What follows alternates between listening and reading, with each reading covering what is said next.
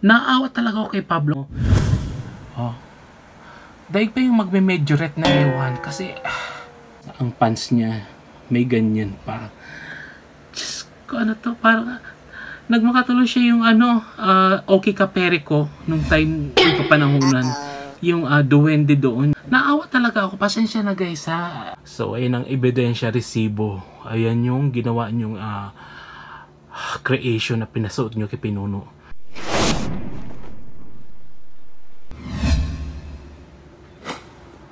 Good day.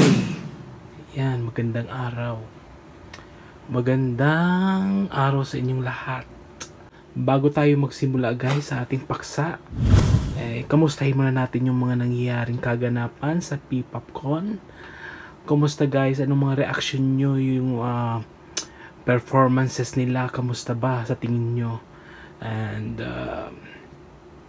how about the other artists na nag-perform sa P-POPCON this year?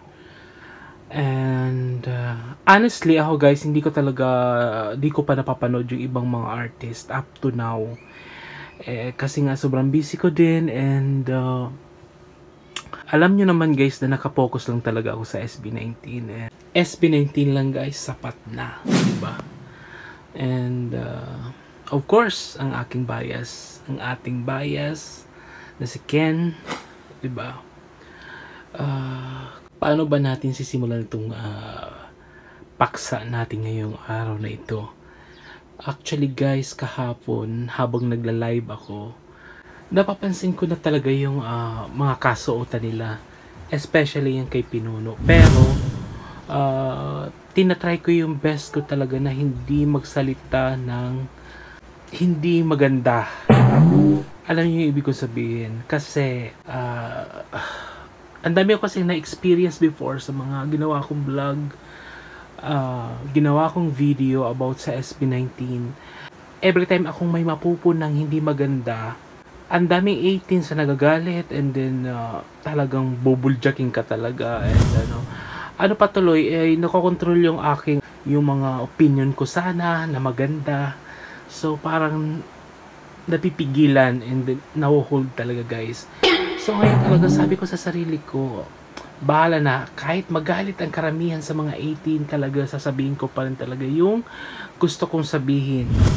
Yun na nga guys, yun na nga yung outfit na ginawa nila sa SB19 ng kanilang stylist, ng kanilang mga stylist. Kasi ang alam ko, hindi lang isa yung gumagawa ng kanilang mga kasuotan or outfits para sa mga iba-ibang events or sa kanilang concerts.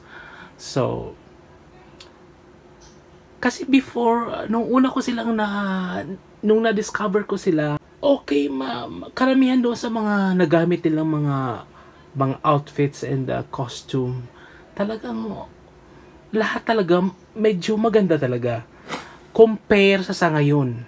Ewan ko anong nangyayari talaga sa behind the stylist, sa likod nila, na ewan kung ano ba ang procedure na ginagawa nila. Nagkakaroon ba sila ng deliberasyon bago yan i-present sa SB19, and itinetest ba muna nila yan sa ibang model nila, kung may model ba silang ginagamit bago ipasuot sa SB19. Kasi sa tingin ko talaga, ito na nga guys, sige, i-focus natin kung ano sa tingin nyo, kung mali ba yung mga nakikita ko, o may problema lang talaga yung mata ko. Kasi tingnan nyo naman, close up, ano sa tingin nyo ang itsura dyan ni Pinuno, ni Pablo? Di ba parang naawa talaga ako kay Pablo, kasi syempre sinusuportahan natin ang SB19. So syempre magkakaroon tayo ng mga concern, and hindi ko talaga kinaya. Sabi ko, kailangan kong gumawa ng video about this, para at least, hindi ko naman sinasabing mapanood ito ng mga stylist ng SB19, pero I hope kung makakarating man sa kanila, at least by next time medyo maayos naman ng konti yung mga kasuotan na gagawin nila. Kasi tingnan mo naman, para, sorry sa mga mabibitawan kong salita. Kasi tingnan nyo naman, si Pinuno. Si Pinuno ang unahin natin kasi siya talaga nagmukhang kawawa sa kasuotan sa kanilang 5. Close up pa natin, guys. Yan. Diba? Ano to? King Koy? Nagmukhang King Koy talaga. Ano ba sa Tagalog, guys, ang King Koy? Anong inspirasyon ng stylist ng SB19 ngayon? Sorry ha, ngayon pa lang, guys, mag-aasa talaga ako ng paumanhin. Magsusorry na talaga ako sa mga stylist ng SB19. Sorry po talaga kasi syempre ako ay isang tagahanga. Naawa lang ako kay Pinuno. Baka isipin nyo naman nagbabash ako, hindi. Concerned ako sa kinalabasan ng itsura ni Pinuno kagabi ng P-Popcon. Diyan sa P-Popcon. Tingnan nyo talaga. Kayo may mga mata kayo, di ba? Ako may mata ako. Definitely, makikita nyo yan, ma-analyze nyo kung ako ba nag-imahinasyon na nag-alusinasyon na ba ako, Kasi tingnan nyo naman talaga.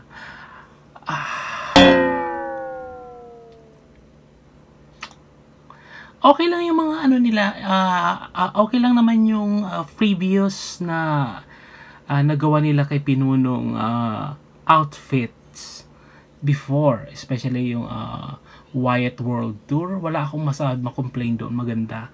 Yung kunwari may mga ginamit siya, mga palda-palda din na ganyan. Walang issue sa akin kasi medyo nag-match talaga, bagay talaga.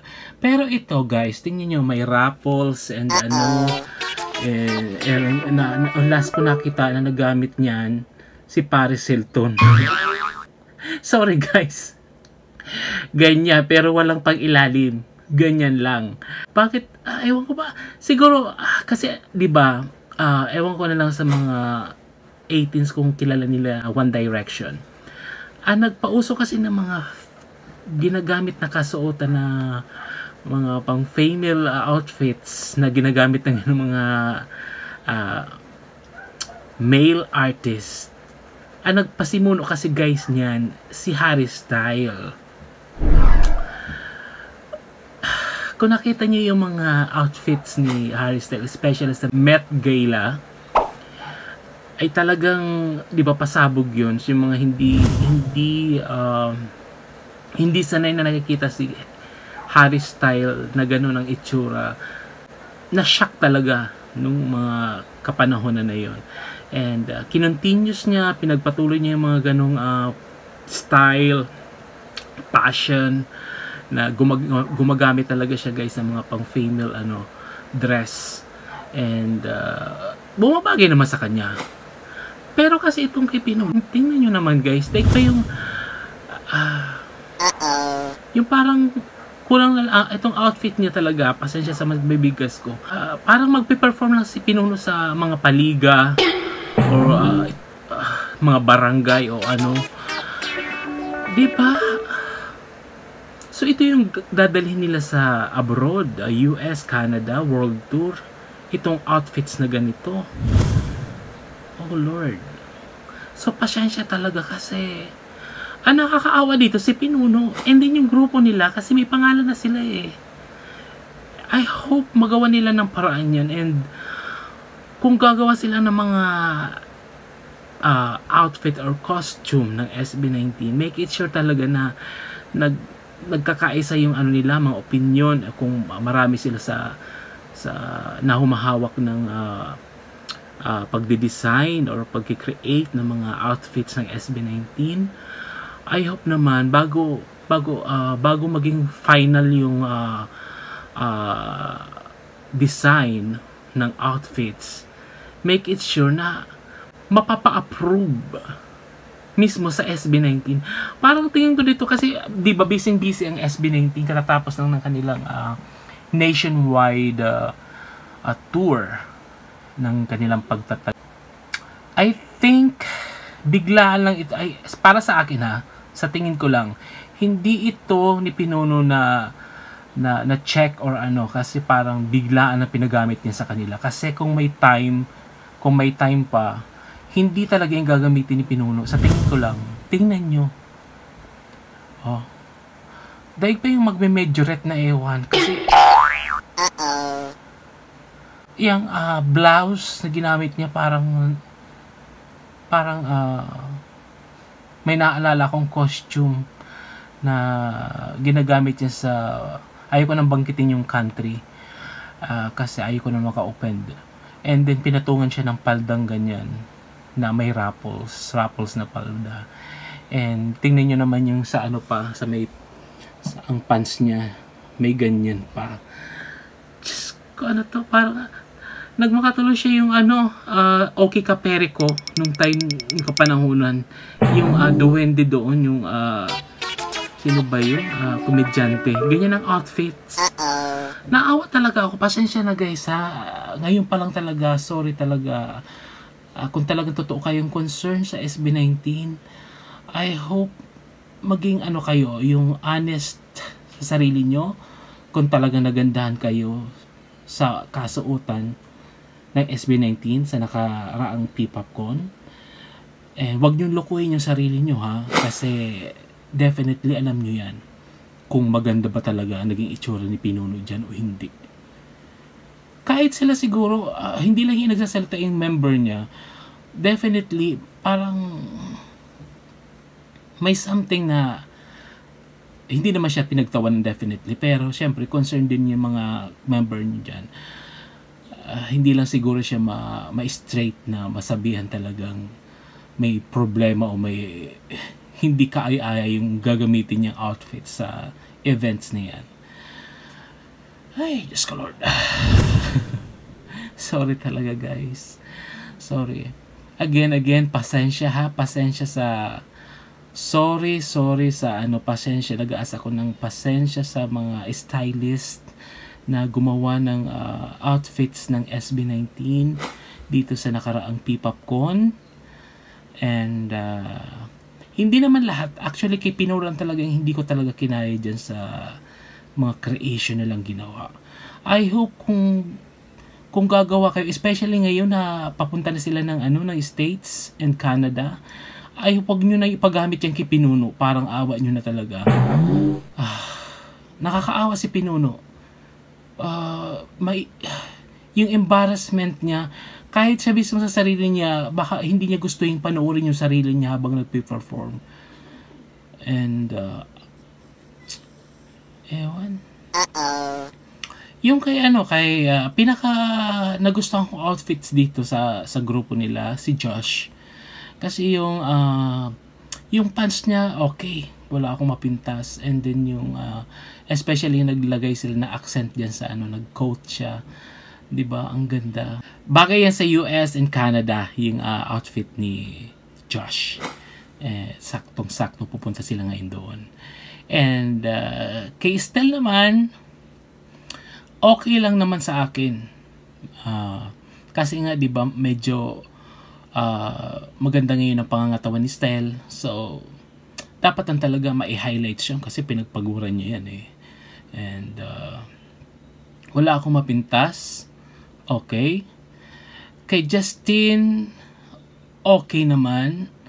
Ito kasi nga kay Justin and kay Pinuno, ang nito, ang parang inspirasyon, parang female dress na pinasuot sa isang male artist, sa isang lalaki. So parang kung mababakas nyo guys, yung panoorin nyo ngayon mismo yung video yan, na dyan sa may side ng waist ni Justin ay may ang cuts na ginawa dyan is parang may something na ang tawag dito, yung parang crosset na ewan.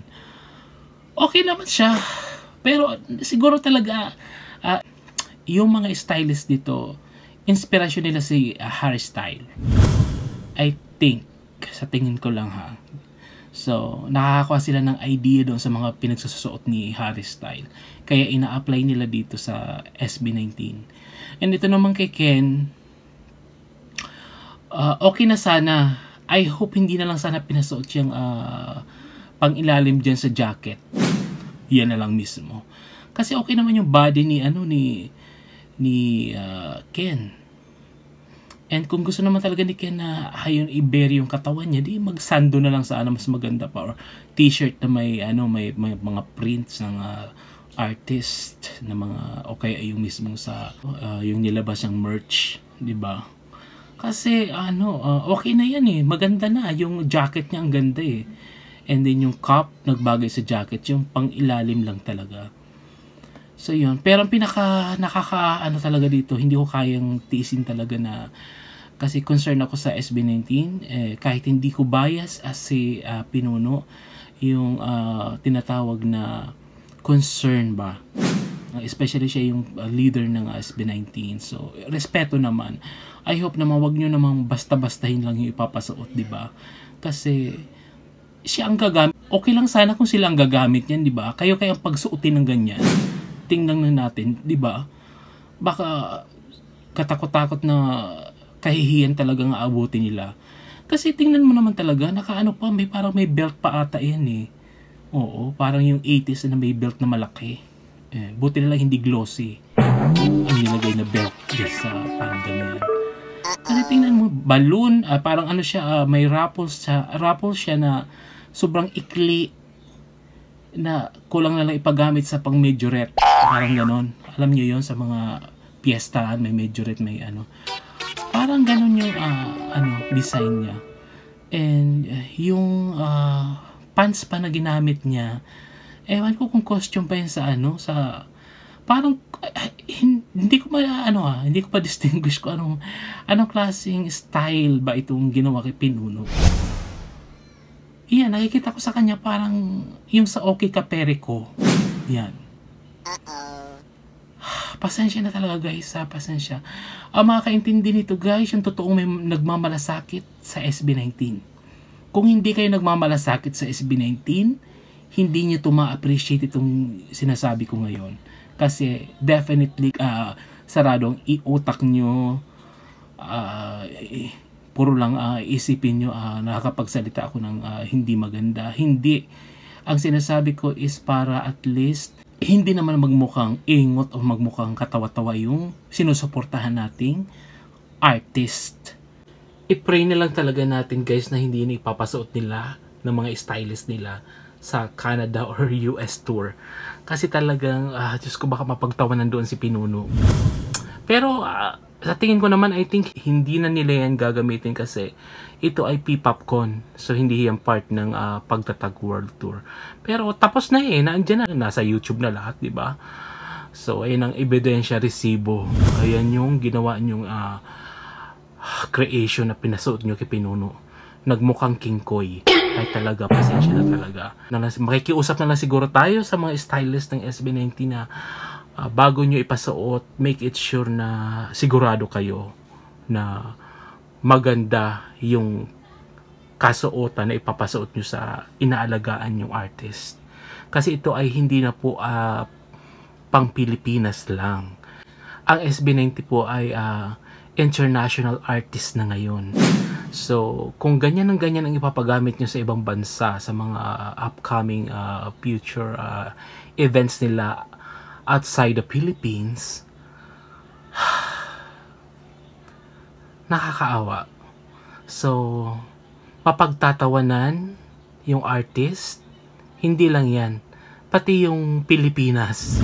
Ang sasabihin ng mga audience sa ibang bansa, ito ba yung mga passion dito sa Philippines? O, 'di ba? Nagkapi na nga tayo sa ibang bansa sa mga style na nakikita natin, hindi pa natin nahigitan. Kung tayo gagawa ng mga bagay na kukuha tayo ng inspirasyon sa mga nakita na natin sa ibang artist, mga Hollywood star na may gumamit na ng mga ganyang estilo ng damit, di ba mas maganda yung at least higitan mo yun. Kasi kung ginaya mo siya ng pangit na version, di ba nakakatawa? So, yun guys, ang hirap mag-express ng ano. Ang na-feel ko lang kay Pinuno, naawa talaga ako. Totoo yan guys. And I hope kayo din, yung concern nyo din sa SB19, hindi nag-enjoy lang talaga sa performance sila. I hope naman nakikita nyo din yung itsura ng idol natin o sinusuportahan nating artist, di ba? Iniidolo nating mga artist. And buti pa guys yung sa red carpet na nila outfits. Tingnan natin guys. Kasi andito yun eh. Wait. Oh, ito. Oh. Mas di hamak na mas okay ito. Oh. Di ba? May tanong ako guys, ano to? Individual ba sila? May kanya-kanya ba silang stylist? Or isa lang yung stylist ng grupong SB19? Kasi kung may individual silang may kanya-kanya silang stylist na humahawak sa kanila, parang hindi ko talaga nagugustuhan yung mga gawa kay Pinuno. Tingnan mo dito, kahit dito pero dito, ito medyo okay compare dito. Pero mababakasyo din dito sa group nila, si Pinuno na naman yung dihado. Oh. Sa akin, I hope okay yung mga paningin nyo and yung taste nyo. Kaalam ko naman kasi may kanya-kanya tayo guys na taste, passion and pero sa isang tingin mo dito, yung bigla ang violent reaction mo, alam mo kaagad kung alin yung nag-stand out and alin yung worst, alin yung okay lang, 'di ba? Ako mismo unahin natin to si Josh. Cool. Okay yan. Nag-match yung kanyang mga ginamit na accessories and then naka-shades pa siya. Bagay. Yung jacket na ganyan and then yung pants na ganyan with a belt na pang rockstar, 'di ba? Ganyan. Okay yan, pasok. Si Estelle naman parang may pagka-formal. Okay. Bagay na bagay kasi yung hair niya din naka-brush up, di ba? Okay na okay. And then, si Ken, siya talaga yung stand out dito sa lahat. Hindi dahil sa bias ko si Ken pero tingnan nyo naman, di ba? Bukod sa na-highlights na yung ganda ng katawan niya, talagang yan yung mga kasuotan ngayong panahong ito. Especially sa mga artists na sa States, usually ganyan talaga yung mga attire. And hindi ko lang talaga alam kung bakit ganyan ang pinapagamit kay Pinunong mga kasuotan o bakit ganyan ang ginagawa nilang design or sino ba ang inspirasyon nila sa mga damit ni Pinuno talaga, Diyos ko Lord. And kay Justin naman, okay naman, wala akong masabi. Bagay sa kanya. Medyo semi-formal kasi nga yung pag-ilalim niya naka-round neck and then naka-coat and leather shoes. Yung hair niya okay naman, hindi naman bagay na bagay din, and then isang necklace, okay, pasok talaga sa maganda. Wala akong maipipintas. Tingnan mo tong kay Pinuno talaga. Balikan naman natin si Pinuno. Para siya guys, bathrobe, tapos yung ginamit na para siyang net, parang net nga. And ayoko na mag-ano kasi baka kung ano naman masabi ko. Basta sa group na ito guys, si Pinuno na naman yung dihado talaga. Grabe na yung nangyari sa kanya dito. Dito, ganun din. Pero, compare naman dito, mas malala talaga ito guys. Daig pa dito ni Pinuno ang King Koy na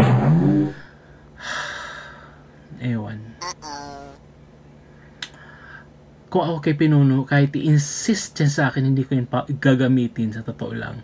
Siguro wala ng time and kasi kagaling na nila ng Bacolod ba yun? Yung last nilang league dito sa Pinas. So definitely hindi nila yan biglaan na sinuot lang nila yan and without approval and ano, kasi kung wala nang choice gagamitin mo na lang, di ba?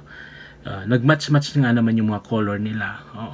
Pero ipo-focus nyo yung attention nyo kay Pinuno, nakakaawa talaga yung ginawa nilang style. And I hope makita ito ni Mr. Roque Mark. Sayang talaga yun. Kasi halos lahat ng creation noon ng mga pinapagamit sa SB19 magaganda. Konti lang yung hindi maganda doon. Hindi naman lahat, pero halos lahat ng mga nakita natin sa SB19 before maganda. Maganda. Especially yung Wyatt.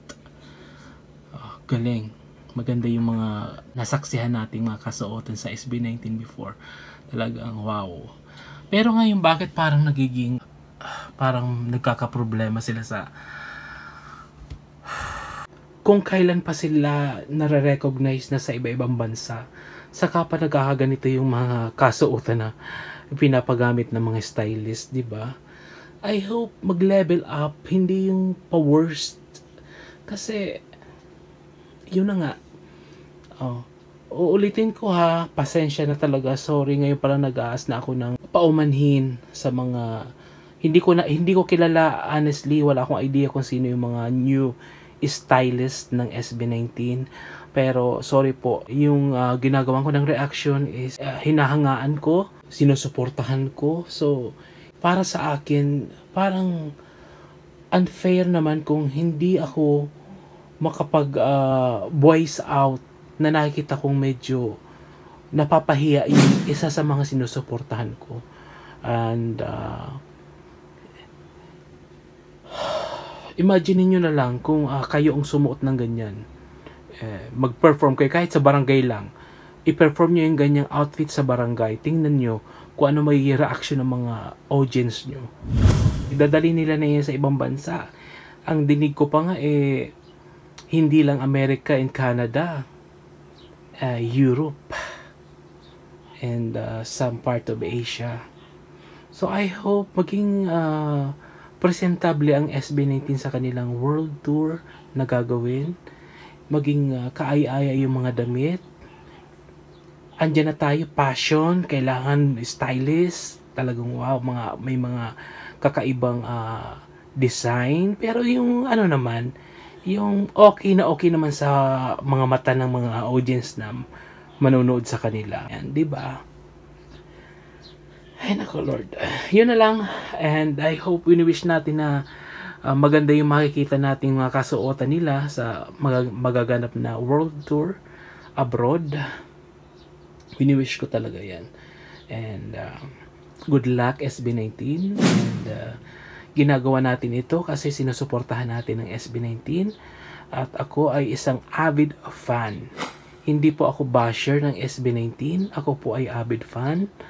And kagaya nyo rin, and love natin yung SB19, kaya gusto natin maging maganda sila sa publiko, sa mata ng publiko, especially sa ibang bansa ng kanilang mga international fans.